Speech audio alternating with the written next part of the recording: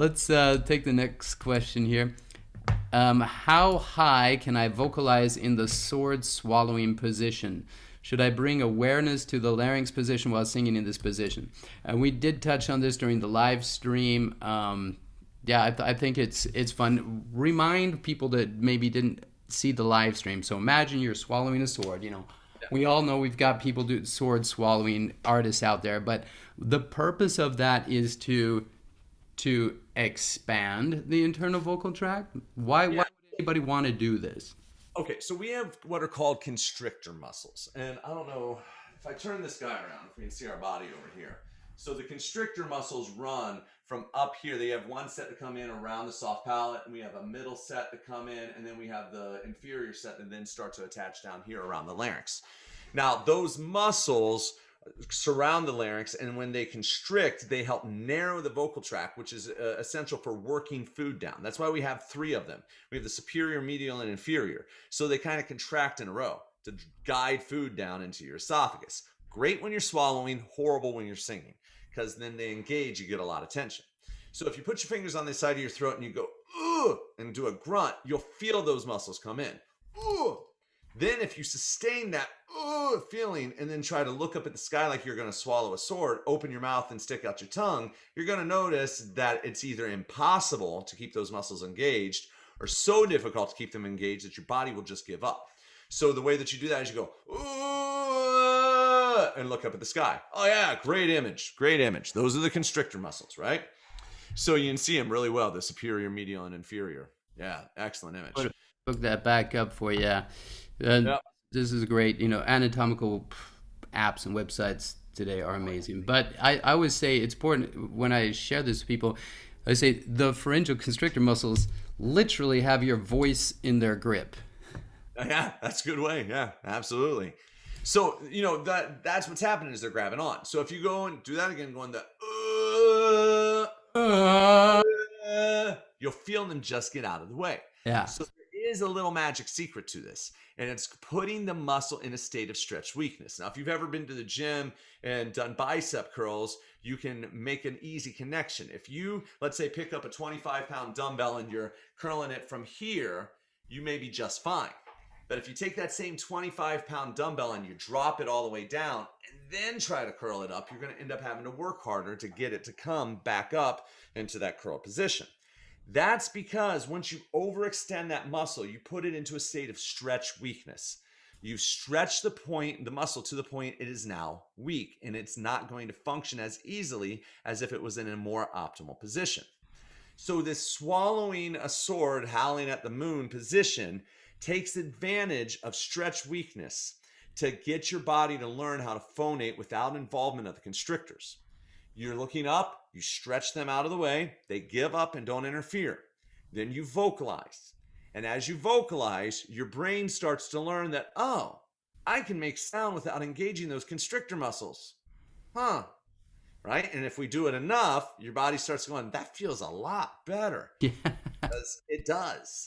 And then as your body starts saying, hey, that feels a lot better, when you then level your head back down, your body's going to say, yeah, I'm not going back to that other thing. And we can get rid of that constriction for good.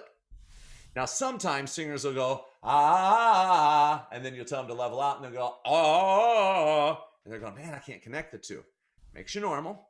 So what we're going to do is we're going to put stopping points down along the way. I usually add at least 2. If we have to add more, we will. So we go, ah, ah, ah, ah, until you can work your way all the way down. If you start getting stuck between the 2 middle ones, then you just alternate between those until they're no longer stuck. Then you try to get between the last 2. And you just slowly inch your way back down to that resting position. Now, what we mentioned in the live stream, which is worth repeating, is that every exercise has a potential negative side effect. Okay? So, you know, if you have head voice exercises, they're great. Everybody needs to be doing head voice exercises, even if you never perform in public in head voice. But if you only do head voice exercises, you could actually start getting too much weakness in the chest voice part of your voice, where you're going to notice that your mix gets weak. So even a beneficial exercise like head voice, if you run it too far and ignore other parts of your instrument, can imbalance your system. This exercise, when you look up, does allow the larynx to rise. Well, a lot of times people who constrict will be people who also shove their larynx down a little low, especially if we get somebody who comes from a choral background or a classical background that valued that deep sound. Okay. And this is a whole other debate about what is classical singing and what's not, and what's good singing and what's not. But if you're walking into the world doing, oh, you're shoving down that larynx and getting those constrictors involved. So when you go from that, oh, you all of a sudden get things out of the way and your larynx does shoot up a little bit. And in that moment, it's actually really beneficial because it's teaching the singer who's used to depressing their larynx how to let it go. Yeah.